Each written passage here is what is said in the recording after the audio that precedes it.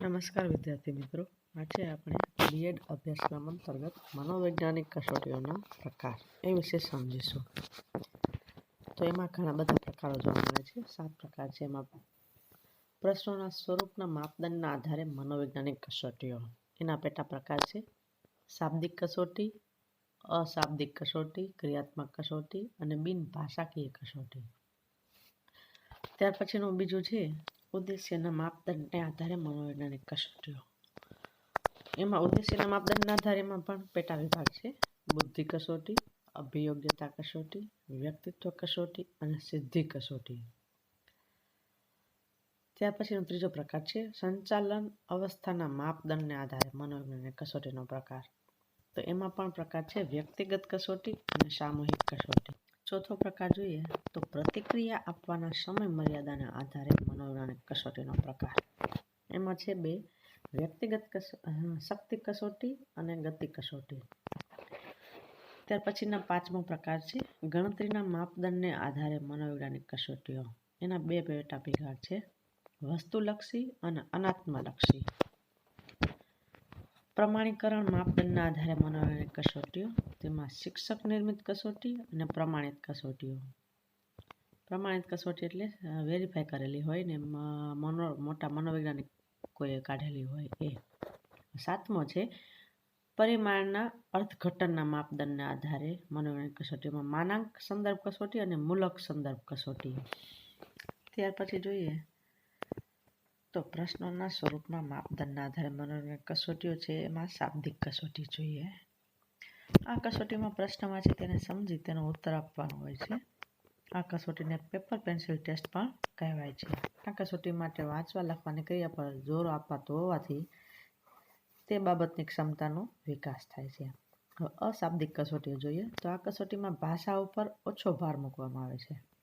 આ કસોટીમાં સમસ્યાઓને દર્શાવવા માટે ચિત્રનો ઉપયોગ થાય છે અને તેમાંથી ઉમેદવારોએ જવાબ શોધવાનો હોય છે. ચિત્ર આપે અને નીચે જવાબ કરવાનો હોય છે, એમાં ટીક જ કરવાનો. એટલે અશાબ્દિક કસોટી, પેલી શાબ્દિક કસોટી.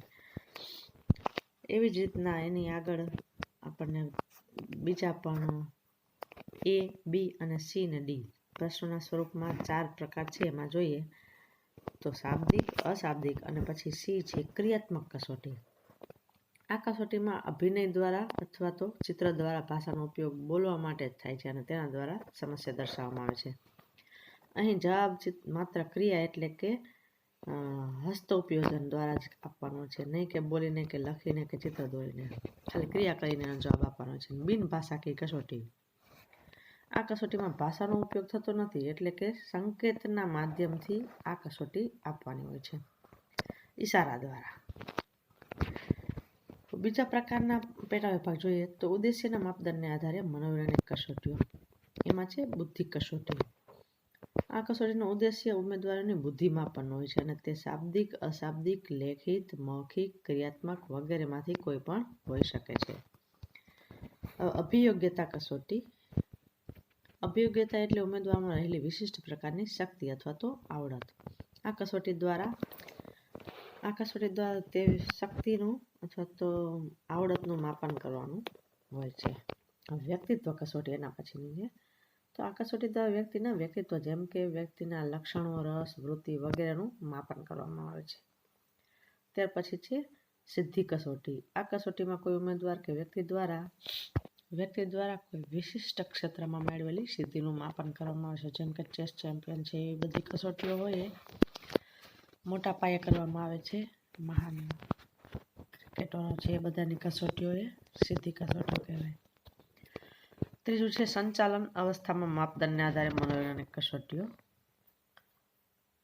એમાં વ્યક્તિગત કસોટી અને સામૂહિક કસોટી છે. સંચાલનના આધારે એટલે કે આ કસોટી જે તે સમયે માત્ર એક જ ઉમેદવાર આપી શકે છે અને આવી કસોટી લેનાર વ્યક્તિ નિપુણ અને તાલીમ પામેલો હોવો જરૂરી છે, તો જ આ કસોટીમાં સચોટ પરિણામ મળી શકે છે. સામૂહિક કસોટી. આ કસોટી માટે ઉમેદવારોને ચોક્કસ સમય ફાળવવામાં આવે છે. આ કસોટીના સમાન લેવલ પર કરવાનો હોય છે. કસોટી પરથી ઉમેદવારને જે તે સમસ્યા આપેલી હોય એના વિશે કેટલી ઝડપથી માહિતી આપી શકે છે તે માપી શકાય છે. એની ગતિ એટલે એનું ઝડપ એ માપવાની હોય કે એની વ્યક્તિને જે કંઈ આપવામાં આવે છે એ સમસ્યા એ કેટલી ઝડપી ઉકેલી શકે છે એના આધારે એની કસોટી લેવામાં આવે છે. એટલે એ કસોટીને આપણે ગતિ કસોટી કહી છે. શક્તિ કસોટી ને ગતિ કસોટી હોય.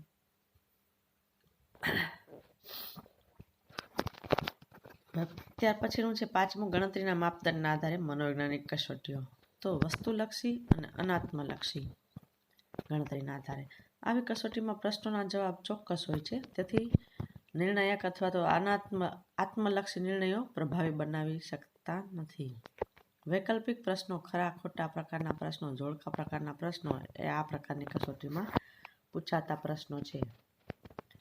અનાત્મલક્ષી કસોટી એટલે આ કસોટીમાં નિબંધ પ્રકારના ટૂંક જવાબી પ્રશ્નો હોય છે, એટલે એને અનાત્મલક્ષી કસોટી કહી છે. ત્યાર પછી છે 6થું, પ્રમાણીકરણ માપદંડના આધારે મનોવૈજ્ઞાનિક કસોટીઓ. શિક્ષક નિર્મિત કસોટી અને પ્રમાણિત કસોટી.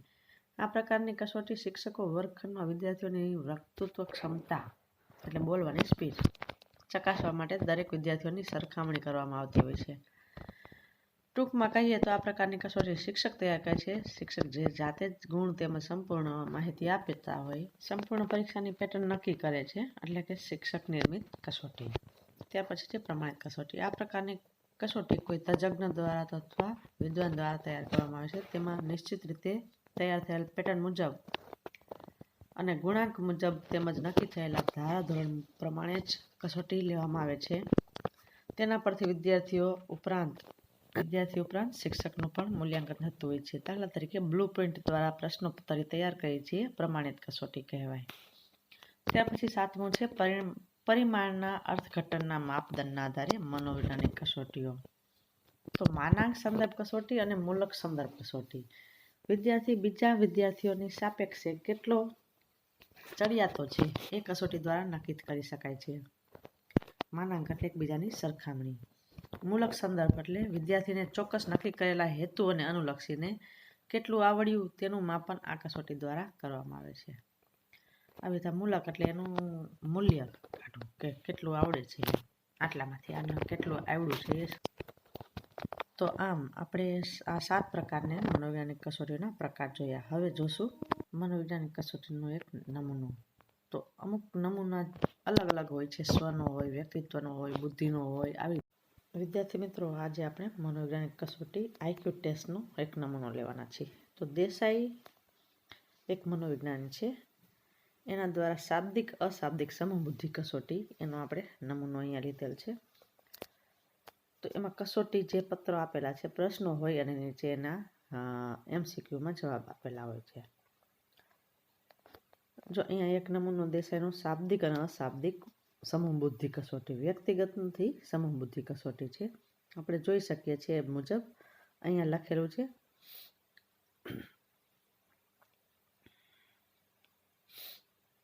દેસાઈની શાબ્દિક અને અશાબ્દિક સમબુદ્ધિ કસોટી. હવે આપણે જોઈએ એમાં પ્રશ્નોત્તરી છે. તો કુલ ગુણ કેટલા છે અને એની સૂચનાઓ આપેલી હોય છે, એના પ્રકાશક કોણ છે, એવી બધી કસોટીઓ આપેલી હોય છે, એની અંદર સૂચના હોય છે.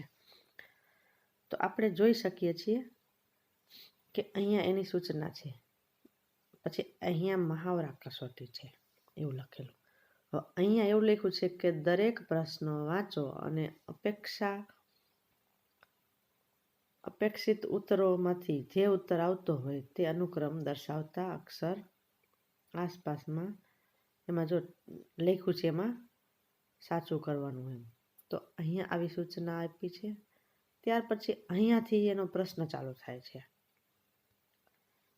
અહીંયાથી પ્રશ્ન ચાલુ થાય છે. પ્રશ્ન જે કાંઈ છે એના નીચે એના MCQ આપેલા છે. આવી જ રીતના આપણે જોઈએ તો મહાવરા કસોટીમાં પ્રશ્ન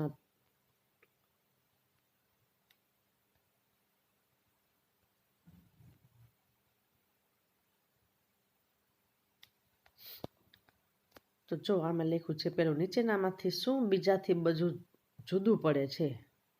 એમાં ઓપ્શન આપેલા છે વાદળી, ચળકતો, પીળો, લાલ અને લીલો. તો તમને સહેજે ખ્યાલ આવી શકે કે બીજા બધા કલરના રંગ છે, પણ ચળકતો છે એ અલગ તરી આવે છે. તો આનો સાચો જવાબ શું હોઈ શકે? ચળકતો. એવી જ રીતના આ બધા પ્રશ્નોત્તરી છે. ખમીસ અને પાટલુન વચ્ચે જેવો સંબંધ છે તેવો જ સંબંધ ચોળી અને કોના વચ્ચે હશે? બરાબર, અહીંયા નીચે એવું છે, ખમીસ અને પાટલુન તો ચોળી હોય તો ચણિયો હોય, સાડી ન હોય ને પાયજામા ન હોય, ફ્રોક ન હોય કે ચડી ના હોય. આ બધું તમને ખ્યાલ આવી જાય કે આ સંબંધ દર્શાવતો પ્રશ્ન છે. ત્યાર પછીનો પ્રશ્ન છે, અનુજા અનુરાગ કરતાં મોટી છે પણ ભૈરવી જેટલી નહીં તો સૌથી મોટું કોણ હોય? અનુજા અનુરાગ કરતાં મોટી છે પણ ભૈરવી જેટલી નહીં તો સૌથી મોટું કોણ હશે? તમને ખ્યાલ આવી જાય. હવે આવી જ રીતના બધા જ પ્રશ્નો છે. એમાં તમને આવડતા હોય એવા પ્રશ્નનો જવાબ તમે કોમેન્ટમાં લખી અને એક ટેસ્ટ આપવાનો પ્રયત્ન કરજો. વિદ્યાર્થી મિત્રો, તમારે ઇન્ટર્નશીપ દરમિયાન આ એક કસોટી કરવાની આવે છે. એમાં તમે શાબ્દિક, અશાબ્દિક, સમૂહ બુદ્ધિ કસોટી, વ્યક્તિગત બુદ્ધિ કસોટી આવી રીતના આપી શકો છો. સમૂહ એટલે આખા ક્લાસને તમે એક જ સરખું પ્રશ્ન પેપર આપો છો. વ્યક્તિગત એટલે અમુક ટાઈમે વ્યક્તિગત કસોટીઓ પણ આપવાની હોય છે. જે તમારું ટેસ્ટ પેપર તમારે જે એડમિશન લેવા જાઓ છો પ્રવેશમાં ક્યાંય પણ જગ્યાએ તો પ્રવેશ કસોટી રાખે છે, એ વ્યક્તિગત કસોટી છે. આવી રીતના આમાં અલગ અલગ મનોવૈજ્ઞાનિક એની બુદ્ધિ, વ્યક્તિત્વ કે પછી સ્વસંકલ્પના એને આધારે કોઈ પણ એક એવી બુદ્ધિ કસોટી કરવાની હોય છે. તો ઇન્ટર્નશીપ દરમિયાન તમારે પણ આવી એક બુદ્ધિ કસોટી અથવા તો વ્યક્તિત્વ કસોટી, સ્વસંકલ્પના અથવા કોઈ પણ એવી કસોટી કરવાની છે જેના દ્વારા તમે એનું સંચાલન કરી શકો અને મનોવૈજ્ઞાનિક કસોટી કરતાં આવડી જાય છે. જો આવું તમે જોઈશો તો અમુક આકૃતિઓ પણ નીચે છે. આકૃતિઓમાંથી કયું આકૃતિ સાચી છે ને પછીનો ક્રમ કયો આવશે ને એવા બધા જ પ્રશ્નો હોય છે. અહીંયા આપણે જોઈ શકીએ છીએ આ બધી જ પ્રશ્નોત્તરી છે. એમાં ટોટલ અલગ અલગ ગુણના આધારે અલગ અલગ કસોટીઓ આપવામાં આવેલી છે. અહીંયા આપણે જોઈએ છીએ તો કેટલા પ્રશ્નો છે. અહીંયા જો ઘણા બધા પ્રશ્નો જોવા મળે છે તમને.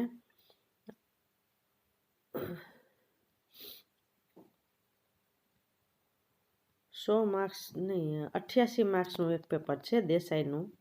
એક કસોટીનો તે અલગ અલગ છે. જવાહર નવોદય વિદ્યાલય એની ક્વેશ્ચન પેપર હોય છે. એ શું છે? સમૂહ બુદ્ધિ કસોટી જેએનવી વિદ્યાલયમાં એડમિશન લેવા માટેની પ્રવેશ કસોટી છે, જેના આધારે એનું માનાંક નક્કી કરી અને અગ્રતા ક્રમ આપી અને એને એડમિશન આપવામાં આવે છે બાળકોને. તો આનું પ્રાપ્તિ સ્થાન ક્યાં છે એ આગળ કસોટી ઉપર પણ આપેલું છે. તમે આ સિવાય અલગ કસોટીઓ પણ લઈ શકો છો. રોસાકની શાહીના ડાઘાની કસોટીઓ છે. એવી જ રીતના અલગ અલગ કસોટીઓ પણ તમે લઈ શકો છો. ધન્યવાદ મિત્રો. મનોવૈજ્ઞાનિક કસોટીનો જે ઇન્ટર્નશીપમાં જે તમારે કરવાનું છે એ પદ્ધતિનો નમૂનો છે. અહીંયા એક સ્વસંકલ્પનાની મનોવૈજ્ઞાનિક કસોટી લીધેલી છે, એનો નમૂનો પણ આપેલો છે જે તમે જોઈ શકો છો. ફાઇલની જે ઇન્ટર્નશીપની ફાઇલ છે એમાં તમારે આ રીતના મુદ્દા વાઇઝ, અનુક્રમણિકા વાઇઝ લખવાનું રહેશે. તમે ફાઇલ પેજમાં લખી અને હેડિંગ મારી અને મનોવૈજ્ઞાનિક કસોટી એવું લખી શકો છો. જો એમાં અમુક અનુક્રમણિકા મુજબ પાછળ પોઈન્ટ કરી અને અમુક આંકડાશાસ્ત્રની ગણતરી કરી અને એનું તારણ આપવામાં આવેલું છે. તો વિદ્યાર્થી મિત્રો, ઇન્ટર્નશીપની ફાઇલમાં મનોવૈજ્ઞાનિક કસોટી અને ક્રિયાત્મક સંશોધન એ બહુ જ અગત્યના પાસાઓ છે. તો દરેક વિદ્યાર્થીઓએ મનોવૈજ્ઞાનિક કસોટી આ મુજબ અલગ પોઈન્ટ લઈ અને લખવાની હોય છે.